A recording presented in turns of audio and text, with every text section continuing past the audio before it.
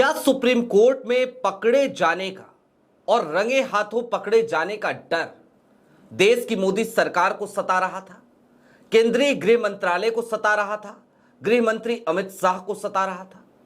लिहाजा जब सुनवाई अभी होने वाली थी 17 मार्च को, उससे पहले ही एक बड़ा यूटर्न लेते हुए अमित शाह साहब का मंत्रालय आज नजर आया। एक बड़ी खबर आई, एक नाम जिसके ऊपर देशद्रोही, गद्दार, ना जाने किस किस तरीके के शब्द चस्पा कर दिए गए थे। एक नाम, एक शख्स, एक शख्सियत जिसने इस देश के लिए खुद को समर्पित कर रखा था, उसको लगातार बदनाम किया गया। नाम सोनम वांगचुक। आज की तारीख में उनके ऊपर से एनएसए हटा दिया गया। क्यों हटाया गया एनएसए और लगाया क्यों गया था? 170 दिन से सोनम वांगचुक अपनी रिहाई का इंतजार कर रहे थे। 17 मार्च को सुप्रीम कोर्ट में आखिरी सुनवाई होनी थी और उससे पहले ही यह खबर आती है कि उनकी रिहाई के रास्ते साफ हो गए, क्योंकि केंद्रीय गृह मंत्रालय ने तत्काल प्रभाव से उनके ऊपर से एनएसए यानी कि रासुका हटाने का फैसला ले लिया है। सारी बातें जरा विस्तार से समझेंगे और यह समझने की कोशिश करेंगे कि क्या मोदी सरकार का यह वही पुराना ढर्रा नहीं है, हिट एंड रन का। नमस्कार, मैं स्वप्निल और आप मुद्दा देख रहे हैं। दोस्तों, आगे बढ़ें उससे पहले वही छोटी सी अपील। मुद्दा इन दिनों एक गंभीर आर्थिक संकट से जूझ रहा है। एक तरफ हमारे मेन बैंक अकाउंट्स बीते लंबे समय से फ्रीज चल रहे हैं, तो दूसरी तरफ हमारे 2.5 साल पुराने चैनल को हमसे लंबे समय तक छीन कर रखा गया था। ऐसे में डे टू डे ऑपरेशंस में मुद्दा को काफी मुश्किलों का सामना करना पड़ता है। लिहाजा आपसे गुजारिश है, यदि आप चाहें तो स्क्रीन पर दिख रहे क्यूआर कोड या फिर के नीचे दिख रहे यूपीआई नंबर्स के जरिए मुद्दा की छोटी छोटी मदद जरूर कीजिएगा। अब आगे बढ़ते हैं और सबसे पहले मैं आपको जरा आपकी स्क्रीन पर कुछ खबरें बारी बारी से दिखाना चाहता हूं। मसलन पहली हेडलाइन आपकी स्क्रीन पर दैनिक भास्कर की, सरकार ने सोनम वांगचुक पर लगा एनएसए हटाया, जोधपुर जेल से 170 दिन बाद रिहा होंगे, लेह हिंसा के बाद हिरासत में लिए गए थे। दूसरी हिंदुस्तान की हेडलाइन, सोनम वांगचुक को तत्काल रिहा किया जाए, सरकार का बड़ा फैसला। तीसरी, केंद्र ने रद्द की सोनम वांगचुक की हिरासत, लद्दाख प्रदर्शन के दौरान एनएसए के तहत किया था गिरफ्तार। चौथी हेडलाइन अमर उजाला की, सोनम वांगचुक हिरासत से रिहा होंगे, गृह मंत्रालय ने लिया फैसला, जानिए मामला। अब मामला जानिए, जानना जरूरी है ताकि आपको समझ में आए कि मैंने इस शब्द का इस्तेमाल क्यों किया, यह शब्दावली मेरी क्यों थी, हिट एंड रन। दरअसल 170 दिन हो गए सोनम की पत्नी लगातार कानूनी लड़ाई लड़ रही है। यहां तक कि केस डायरी तक के लिए सोनम की पत्नी को कानूनी लड़ाई लड़नी पड़ी, तब जाके उनको मुहैया कराया गया। सोनम के ऊपर जिस तरीके के लाछन इस देश की गोदी मीडिया ने लगाया, क्या उस लांछनों को हम भूल सकते हैं?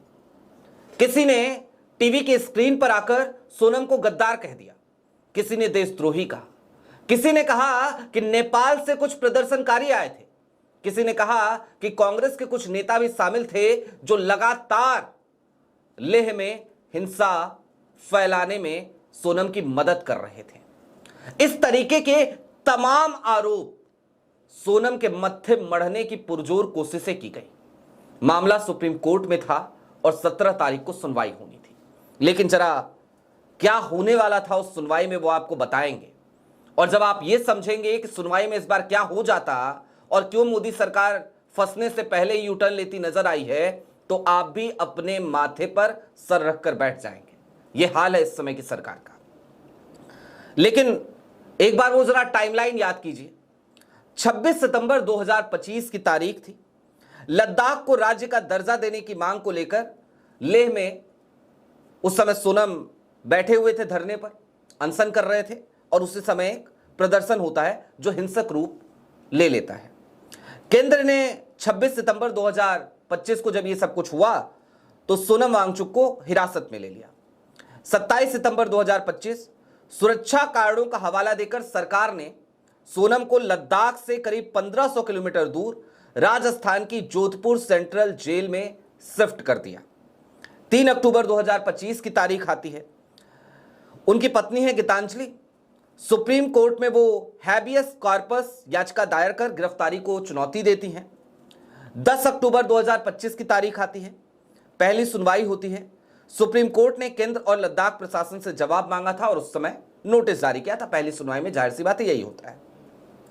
फिर 16 फरवरी 2026, अभी कुछ दिनों पहले, सुप्रीम कोर्ट ने मेडिकल रिपोर्ट मांगी, हिरासत के आधार बने वीडियो और दस्तावेजों पर सवाल उठाए। फरवरी और मार्च में 24 से ज्यादा बार मामला यह सुप्रीम कोर्ट में लिस्टेड हुआ है। 14 मार्च 2026 यानी आज की तारीख जब वांगचुक पर लगा एनएसए हटा दिया गया है। लेकिन अब क्यों हटाया गया है, अब जरा यह भी जान लीजिए। आपको हमने अभी बताया कि 16 फरवरी को जब सुनवाई हुई 2026 को, तो कोर्ट ने कहा कि जरा वो वीडियो हमें उपलब्ध कराइए जिन वीडियोज के आधार पे आपने सोनम को गिरफ्तार किया था। और जैसे ही वो वीडियो सुप्रीम कोर्ट के पास पहुंचे, सुप्रीम कोर्ट ने सीधे तौर पे कह दिया कि 17 मार्च की तारीख वो सोनम की पत्नी गीतांजलि की याचिका पर अंतिम सुनवाई इसी तारीख पर होगी। अब 17 मार्च को होगी और अब इसमें बहस की कोई बहुत ज्यादा गुंजाइश नहीं रह गई है, ये पीठ की तरफ से कहा गया। और सीधे तौर पे यहां तक कह दिया गया पीठ की तरफ से कि भाई हम क्या करेंगे कि अब हम उन वीडियोज को देखेंगे। पहले हम दोनों, चूंकि 2 जजों की बेंच है, तो उन्होंने कहा पहले हम अलग अलग देखेंगे, उसके बाद हम उस वीडियो को एक साथ देखेंगे। उस वीडियो को जिसको आधार बनाकर आपने सोनम वांगचुक को गिरफ्तार किया था। और उसके बाद अब कोई बहस नहीं होगी, हम अपना फैसला सुरक्षित रखेंगे और फिर हम अपना फैसला सुना देंगे। केंद्र सरकार को भी यह बात अच्छे से पता थी कि जिस वीडियो के आधार पर सोनम वांगचुक को गिरफ्तार किया गया है, उस वीडियो में ऐसा कुछ नहीं है कि उसके आधार पर एनएसए लगाकर सोनम वांगचुक को इतने दिनों तक गिरफ्तार करके रखा जाए, उनको हिरासत में रखा जाए। दरअसल एनएसए जब भी किसी व्यक्ति पे लगता है, मान लीजिए कि मैं अभी सरकार से सवाल पूछ रहा हूं, सरकार को आ जाए गुस्सा, भाई ताकत है, ताकतवर है, और आज की मौजूदा हालात में सरकार कहां जवाब देना जानती है, तो वो क्या करेंगे, एनएसए अगर लगा देते हैं तो बड़ी सीधी सी बात है, 12 महीने तक आपको जेल में रख दिया जाएगा और आप चू नहीं कस पाओगे। 12 महीने तक। सोनम वांगचुक कितने दिन से हैं? 170 दिन हो गए, यानी कि सोनम वांगचुक तकरीबन 6 महीने से अंदर हैं। और यह समझ लीजिए कि अपनी आधी एनएसए के तहत जितने दिन को रखा जा सकता था, उसका आधा हिस्सा तो वो जेल के भीतर ही काट चुके हैं। अब इस मामले पे बहस की कोई गुंजाइश बची नहीं थी। सीधे तौर पे माननीय जजों ने कह दिया था कि साहब अब बहस वहस नहीं होगी, अब तो हम जो वीडियो आएगा वो वीडियो देखेंगे और वीडियो देखने के बाद अपना फैसला सुना देंगे। सरकार को पता था वीडियो में कुछ है नहीं, ढाक के 3 पात, तो करें क्या। तो फिर ये यू टर्न लिया गया। और वैसे भी कौन सा पहली बार ये सरकार यू टर्न ले रही है। साहब की आदत है, मोदी जी की आदत है यू टर्न लेने की। एक बार फिर ले लिया यू टर्न। लेकिन हां, ये राहत की बात है सोनम वांगचुक के लिए। ये राहत की बात है उन लोगों के लिए भी जो सोनम के साथ खड़े थे। ये राहत की बात उन लोगों के लिए भी है जो लोकतंत्र में जवाबदेही चाहते हैं, जो लोकतंत्र में अकाउंटेबिलिटी की उम्मीद करते हैं अथॉरिटी से, सरकार से, सत्ता से। ये राहत की बात है उन लोगों के लिए भी कहीं ना कहीं जो कम से कम आज की तारीख में भी आवाज उठाते हैं। उनको ये तो जरूर लग रहा होगा कि चलो यार, रोशनी की एक किरण तो है। लेकिन मैं इसे चलते चलते आपके सामने अपना एक अलग नजरिया रखना चाहता हूं। कितना बेहतर होता ना सरकार यू टर्न नहीं लेती। और सुप्रीम कोर्ट में जब 170 दिन रह गए थे, 10 दिन और सही, 10 दिनों के भीतर सुप्रीम कोर्ट से फैसला आ जाता। 3 दिन बाद, 72 घंटे बाद वैसे भी सुनवाई थी। 72 घंटे बाद तो सुप्रीम कोर्ट में छीछा लेदर होनी तय थी। तो बेहतर था कि यू टर्न ना हुआ होता। लेकिन हां, ये मोदी सरकार है, ये अमित शाह साहब हैं। ये पहले ही वो पृष्ठभूमि समझ लेते हैं, ये पहले ही बैकग्राउंड को समझ लेते हैं और ये पहले ही अपना सेफ एग्जिट तलाश लेते हैं। तो सरकार ने आज सेफ एग्जिट तलाश लिया, सोनम रिहा हो रहे हैं। मुझे आज शिकायत सरकार से नहीं है, मुझे आज शिकायत मोदी जी से नहीं है, मुझे आज शिकायत अमित शाह साहब से नहीं है। मुझे तो शिकायत उस सिस्टम से है जिस सिस्टम की वजह से सोनम को ये तमाम प्रताड़नाएं झेलनी पड़ी। और मुझे शिकायत अपनी उस बिरादरी से भी है, पत्रकारों की बिरादरी से, जिसने सोनम के ऊपर ना जाने किस किस तरीके के लाछन लगाए। वो शब्द क्या वापस लौट सकते हैं? जरा सोचिए, सोनम के परिवार पर क्या गुजरी होगी। सोनम जब जेल में बैठकर अखबार पढ़ते होंगे, उनके ऊपर क्या गुजरती होगी जब उनके लिए देशद्रोह, गद्दार, इस तरीके के शब्दों का टीवी डिबेट्स में जयचंद जैसे शब्दों का इस्तेमाल किया जाता होगा सोनम के लिए। वो व्यक्ति टूट जाता होगा और वो ये सोचने पर मजबूर हो जाता होगा, क्या इसी देश के लिए मैंने अपना जीवन समर्पित किया था? एक ऐसा एक्टिविस्ट, एक ऐसा समाज सेवी जो लगातार अपने ज्ञान, अपने हुनर को इस देश की सेवा में समर्पित करता रहा, हमने उसके चेहरे पर कालिख पोतने में कोई कसर नहीं छोड़ी।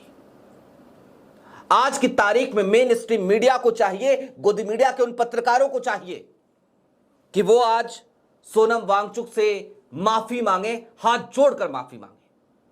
लेकिन ये आप भी जानते हैं और हम भी जानते हैं कि ऐसा करेंगे नहीं। और क्यों नहीं करेंगे? क्योंकि इनकी खाल इतनी मोटी हो चली है कि इन्हें इस बात से फर्क नहीं पड़ता। लेकिन हां, रिहाई हो रही है सोनम की, सोनम को बधाई। एनएसएस सरकार ने लगाया था, एनएसएस सरकार ने हटाया है, लिहाजा हम ये कह सकते हैं कि सरकार झुकी है। आज की तारीख में इसके लिए भी सोनम को बधाई। और हम उम्मीद करते हैं कि सोनम आगे भी इस देश के लिए उसी तरीके से समर्पित होकर काम करते रहेंगे। हम उम्मीद करते हैं सोनम आगे भी ऐसे ही आवाज उठाते रहेंगे, क्योंकि जेल इतनी बुरी जगह तो नहीं होती। वो पुरानी एक कहावत है ना, लोग कहते हैं जब तक जेल में चना रहेगा आना जाना लगा रहेगा। आपकी क्या राय है वो हमें कमेंट बॉक्स में जरूर बताइएगा।